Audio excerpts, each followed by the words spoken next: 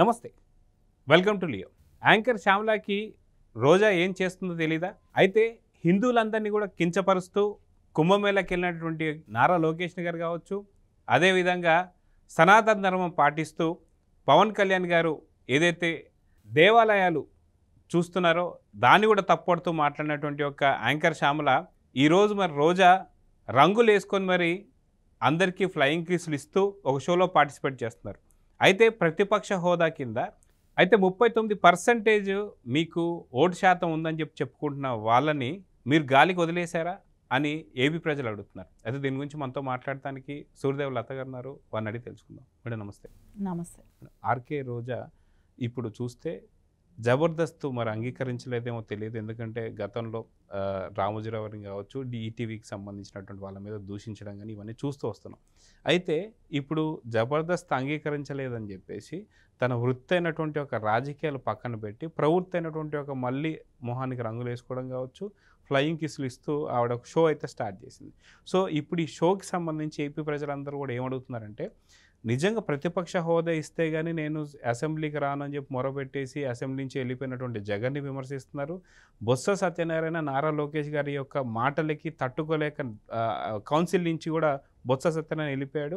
వీళ్ళందరూ వెళ్ళిపోవడమే కాకుండా ప్రజల్ని పట్టించుకోకుండా మొన్న చూశాను, నిన్నగాక మొన్న కొడాలి నాని కూడా మమ్మల్ని ప్రజలు పీకేశారు కదా, ఇంక మాకేం పని ఉంటుంది జనాల్లో మేము ఎందుకుంటామని చెప్పేసి, అంటే వాళ్ళే చెప్తున్నారు మాకు 39% ఓటింగ్ శాతం ఇంకా ఉంది, 40% ఉందని. అంటే 40% ఓటర్స్ని కావచ్చు ప్రజల్ని కావచ్చు గాలికి వదిలేశారనుకోవాలా. రోజా చేస్తున్నటువంటి యొక్క ఈ వేషాలు ఏవైతే ఉన్నాయో వీటి గురించి ఎందుకని యాంకర్ శ్యామల మాట్లాడడం లేదంటే ఏమంటారు? అంటే యాంకర్ శ్యామల ఎట్లా అనిపిస్తుందంటే, తనకి రోజా గారి విషయానికి వస్తే ఖండించలేకపోతుందా? ఇప్పుడు అదే పార్టీలో ఉంది శ్యామల, చెప్పొచ్చు కదా రోజా గారికి నేను ఇలా మాట్లాడుతాను నువ్వే ఇలా చేస్తే ఎలా అని అనొచ్చుగా. సరే, ఇప్పుడు రోజా ఇప్పుడు ఎవరైనా సరే వాళ్ళ వృత్తి వాళ్ళు చేసుకుంటారు, తప్పు లేదు. అదేలాగా పవన్ కళ్యాణ్ గారు కూడా యాక్ట్ చేశారు, తప్పు అని అనట్లేదు. కానీ వీళ్ళు మాట్లాడారు కదా, వీళ్ళు మాట్లాడబట్టి మనం ఇక్కడ క్వశ్చన్ చేయాల్సి వస్తుంది, లేదంటే మనం అడగాల్సిన అవసరం లేదు. దీని గురించి నీ వృత్తి నువ్వు సంపాదించుకోవాలి, నీ ఫ్యామిలీ రన్ చేసుకోవాలి, నీ జాబ్ లాంటిదే అనుకుంటాం. కానీ నువ్వు ఇంకొకరిని మాట్లాడకూడదు. రోజా గారు మాట్లాడారు గతంలో, పవన్ కళ్యాణ్ గారిని అన్నారు. సరే, ఇటు చూస్తే ఈవిడ కూడా మాట్లాడింది, శ్యామల కూడా మాట్లాడింది. సో వీళ్ళు ఎందుకు మాట్లాడుతున్నారు? వీళ్ళు చేసే వృత్తే అది కదా. వీళ్ళకి అంటే ఈవిడికి ఇప్పుడు శ్యామల ఏం పని చేసి బతుకుతుంది, వాళ్ళ ఆయన ఏం చేసి బతుకుతున్నాడు, వాళ్ళు అదే కదా. సో అలాంటి వ్యక్తులే అలా మాట్లాడుతుంటే ఎలా అనిపిస్తుంది? చూసేవాళ్ళు పిచ్చోళ్ళు అనుకుంటున్నారా? వీళ్ళని మాకు 39% మాకు ఓట్ బ్యాంక్ ఉంది మాకు అని చెప్పి ప్రగల్భాలు పలుకుతున్నారు కదా. ఆ 39%కి ప్రగల్భాలు పలికే వాళ్ళు, ఆ నాయకుడు 11 నిమిషాలు కూడా లేడే అసెంబ్లీలో, ఎందుకు పారిపోయావు? నువ్వు ఇప్పుడు నీ కోసం, నువ్వు నా ప్రజల కోసం నేను వచ్చాను, అటెండెన్స్ వేసుకోవాలని వచ్చాను, ఆ రోజు క్యాల్కులేట్ కూడా కాదు, వచ్చావు 11 నిమిషాలు కూడా ఉండలేదు. సో నాకు అపోజిషన్ లీడర్గా నన్ను గుర్తించండి అని చెప్పి అడుగుతున్నావు.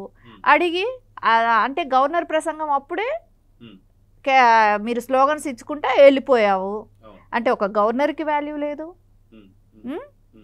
అంటే వీళ్ళ ఉద్దేశం ఎలా ఉందనంటే, వీళ్ళు మూర్ఖంగా బిహేవ్ చేయటం. ఇప్పుడు కూడా వాళ్ళు అపోజిషన్ కూడా లేని పార్టీ, ఒక ఎమ్మెల్యేలు ఒక 11 మందిలో కూడా ఒకళ్ళ కండువాలు కప్పుకోలేదంట అనంటే అర్థం ఏంటి?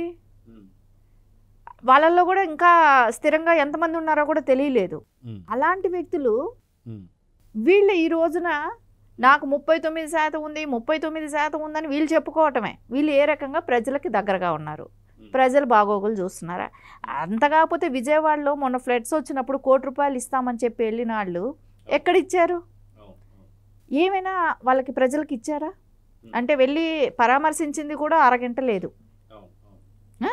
బాబు గారు డే అండ్ నైట్ తిరుగుతున్నారు కదా అని చెప్పి ఒక అరగంట ఫొటోస్కి వెళ్ళి నేను ₹1 మీకు ఇస్తాను ఫ్లడ్స్కి, అది నా చేతితో మేము చేస్తాము, మేము ప్రభుత్వానికి ఇవ్వమని చెప్పారు. అదే కమిటీ వేసి మేము నిర్ణయించుకుని ఇస్తాన్నారు. ఇప్పటిదాకా ఇప్పటివరకు వాళ్ళ కమిటీ వేసింది లేదు, ఎవరికి ఇచ్చింది దాఖలాలు లేదు. శ్యామలకి ఎలా అనిపిస్తుందంటే, వాళ్ళ అధినాయకుడు చేసింది తెలియదు. ఆవిడ చాలా ఆవిడని తీసుకుంటే రాజకీయం శూన్యం, జీరో. ఆవిడ ఏం మాట్లాడుతుందో ఆవిడకి కూడా అర్థం అవ్వట్లా. మెయిన్ ఇప్పుడు పవన్ కళ్యాణ్ గారిని అంటది ఆ, కుంభమేళాకి వెళ్ళారని. ఆయన ఇక్కడ గాలి కొదిలేశాడు, కుంభమేళాకి వెళ్ళాడు అని అంటుంది. అంటే 60 కోట్ల మంది హిందువుల మనోభావాలను కించపరుస్తున్నావా నువ్వు? ఒక బ్రాహ్మణ్ కుటుంబంలో పుట్టి ఆ? అంటే ఇప్పుడు మోదీ గారు వెళ్ళటం తప్పే, అమిత్ షా గారు వెళ్ళటం తప్పే, లోకేష్ గారు వెళ్ళటం తప్పే, ప్రపంచవ్యాప్తంగా 123 కంట్రీల నుంచి వచ్చిన వాళ్ళందరూ కూడా అక్కడ పుణ్యస్నానాలు ఆచరించారు, వాళ్ళందరిది కూడా తప్పే. ఈవిడ ఒక్కటి కరెక్ట్ డెసిషన్ ఇస్తుందా? వాళ్ళు మహా అయితే ఒక హాఫ్ డే 1 డే, అంటే వాళ్ళ లైఫ్లో ఒక 1 డే తీసుకోలేరా జీవితంలో? అంటే వైసీపీ చేస్తున్నవన్నీ కూడా ఏదైతే తిరుమల తిరుపతి లడ్డీని కల్తీ చేయడం తప్ప, ఇప్పుడు దాన్ని తప్పు చేసిందే కాకుండా మేమేమీ తప్పు చేయాలి అంటే హిందూ ధర్మాన్ని కంప్లీట్గా వైసీపీ ఏదైతే కాలరాయడానికి చూస్తుందా అంటే ఏమంటారు? ఇక్కడ మనం చూస్తే కుంభమేళా గురించి తప్పులు పడుతున్నారు, తిరుపతి లడ్డు గురించి తప్పులు పడుతున్నారు. గతంలో 5 ఏళ్ళు వాళ్ళ అధికారంలో ఉన్నప్పుడు విగ్రహాల ధ్వంసం, రథాల ధ్వంసం, గుళ్ళు ధ్వంసం అంటే మనం అప్పట్లో అనుకున్నాం అక్బర్ పరిపాలనలో వచ్చినప్పుడు మొత్తం గుళ్ళని ధ్వంసం చేశారు అని చరిత్రలో చదువుకున్నాం. అది జగన్మోహన్ రెడ్డి గారు వచ్చినాక జరిగిందనేది ఏపీ ప్రజలకు తెలుసు. ఏపీ ప్రజలు అందరూ కళ్ళారా చూశారు.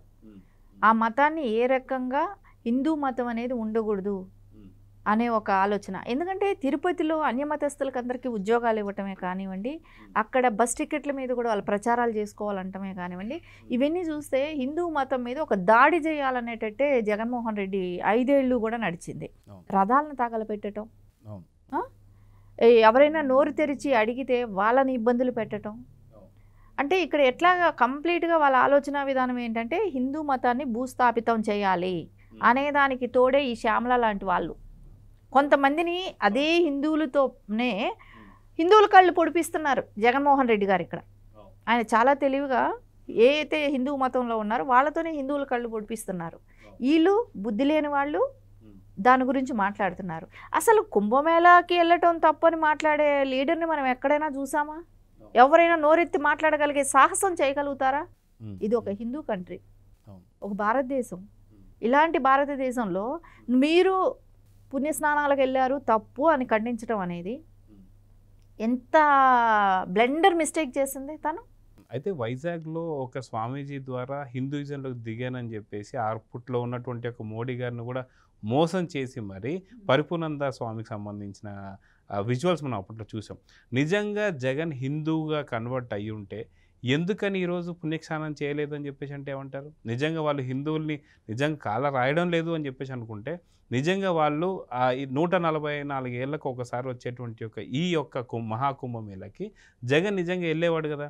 అంటే నిజంగా ఖచ్చితంగా వీళ్ళు హిందూయిజాన్ని కాల రాస్తానికే చూస్తున్నారంటే ఏమంటారు? ఇప్పుడు హిందూయిజానికి కాల రాస్తారా అనే దానికి మనకి ఎగ్జాంపుల్ చాలా చూసాం, 1-2 కాదు. ఎందుకంటే సతీ సమేతంగా వెళ్ళి పట్టు వస్త్రాలు ఇవ్వాల్సింది తిరుపతి దేవస్థానంలో శ్రీవారికి ఇవ్వాల్సింది, కానీ అక్కడ ఎప్పుడూ కూడా సతీ సమేతంగా వెళ్ళలేదు. మనకు తెలుసు ఇప్పుడు అట్లాంటి పూజలు చేసేటప్పుడు భర్తకి మొగుడు లేకపోతే, ఒక భార్యకి మొగుడు లేకపోతే ఎలా అంటారో భర్తకి పెళ్ళాం లేకపోయినా పక్కన పూజలు చేసేటప్పుడు అలాంటిదే, అలాగే వర్తిస్తుంది. హిందూ సాంప్రదాయంలో అలాగే ఉంటుంది. వాళ్ళు అర్హులు కూడా కాదు. సో ఈయన ఏ రకంగా అర్హులు అనేది తెలియాలి ఇప్పుడు మనకు. ఇక్కడ జగన్మోహన్ రెడ్డి ఏ రకంగా అర్హులు ఆయన అప్పట్లో పట్టు వస్త్రాలు ఇవ్వటానికి? అంటే నేను అధికారంలో ఉన్నాను కాబట్టి ఎవ్వరు నోరెత్తటానికి వీల్లేదు. అసలు శ్లోకాలు కూడా ఆయన పేరు మీద చెప్పించుకున్నాడు తులాభారం టైంలో. మీరు ఇంకొకటి ఆశ్చర్యం, అసలు ఆ గుడి లోపల కూర్చొని తులాభారంని ఆయనతో వేయించుతూ ఆ రోజునున్న టీటీడీ చైర్మన్ వైఫ్ ఆపద రక్షక గోవింద అని ఏదో చెప్పింది, జగన్మోహన్ రెడ్డి గోవింద అనే ఒక శ్లోకం కూడా ఆవిడ అంటే గోవిందుడి నామాలలో ఈయన నామం చేర్చింది. అందుకే ఆయన ఊరుకున్నారా? అనాథ రక్షక జగన్మోహన్ రెడ్డి గోవింద అనేదండి. అదే దేవుడు చూపెట్టాడుగా, ఒక పక్కన మధ్యలో ఉన్న 5 పీకేసేసి 11 చేశారు. అంటే హిందూ మతం అనేది వాళ్ళకి కాల రాయాలనేది వాళ్ళకి గట్టిన విశ్వాసంతో ఉన్నాడు. ఎప్పటికైనా కూడా ఏపీలో హిందూ మతం లేకుండా చేయాలి అనే ఆలోచనతోనే. అయితే ఇప్పుడు ఆర్కే రోజా ఇప్పుడు ఏదైతే తన సొంత పార్టీలో అంటే వైసీపీ పార్టీలో ఉండేటువంటి ఒక ఆర్కే రోజా ఇప్పుడు వెళ్ళిపోయి మళ్ళీ ఇంకో షోలు చేసుకోవడాన్ని ఎలా చూడాలి? ఎందుకంటే పవన్ కళ్యాణ్ గారిని షూటింగ్లు చేసుకుంటే తను తప్పు పట్టింది. అదేవిధంగా దేవాలయాలు దర్శనం చేసుకుంటే తప్పు పట్టిన యాంకర్ శ్యామల.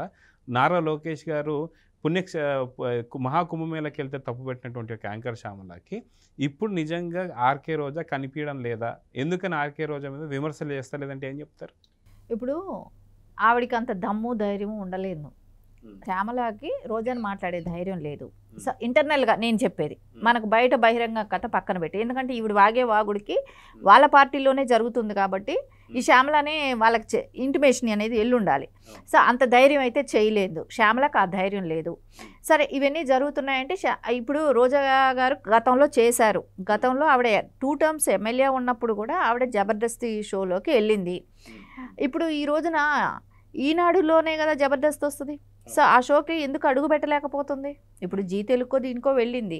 సో గతంలో మార్గదర్శి మీద మాట్లాడింది, రామోజీరావు గారి మీద మాట్లాడింది, శైలజ గారి మీద మాట్లాడింది.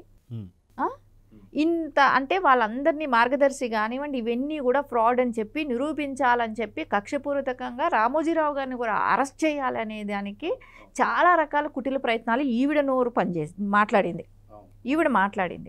అలాంటప్పుడు ఇదన్నీ ప్రజలు గమనించట్లేదా? ఈ రోజున నువ్వు ఎవరినైతే తిట్టావో అదే ఛానల్స్కి నువ్వు బతిమలాడుతున్నావు. ఇప్పుడు ఈనాడులో కూడా వెళ్ళి బతిమలాడుకుంటుంది. ఈ రోజున అంటే ఒక 2 ఏళ్ళే ఆవిడ టీవీ ఛానల్స్కి దూరంగా ఉందేమో, ఎందుకంటే మినిస్టర్గా చేసినప్పుడు. ఎందుకంటే కలెక్షన్స్ చేసుకోవాలి, టైం సరిపోదు. ఉన్న 2 ఏళ్ల పీరియడ్లో ఆవిడ సంపాదించుకోవడానికి టైము. అందుకోసం ఆ 2 ఏళ్ళు ఒకటి మీడియా ఛానల్కి దూరంగా ఉంది, టీవీ ఛానల్స్కి దూరంగా ఉంది. మిగతా అప్పుడంతా కూడా ఆవిడ చేసుకుంటూనే ఉంది. అప్పుడు నిజంగా ఎవ్వరూ కూడా నువ్వు జబర్దస్త్లో యాక్ట్ చేస్తున్నావా, నువ్వు ఆవిడే చెప్పింది ఇది నా ప్రొఫెషన్, నేను ఎవరు నన్ను కాదనకూడదండి, ఎవరు కూడా మాట్లాడలేదు. కానీ వీళ్ళు మాట్లాడే మాటలకు ఈరోజు మాట్లాడాల్సి వస్తుంది.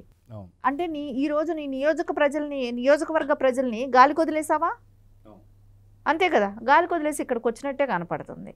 సో ఈరోజు శ్యామలకు ధైర్యం ఉంటే అది ఖండించు చూద్దాం.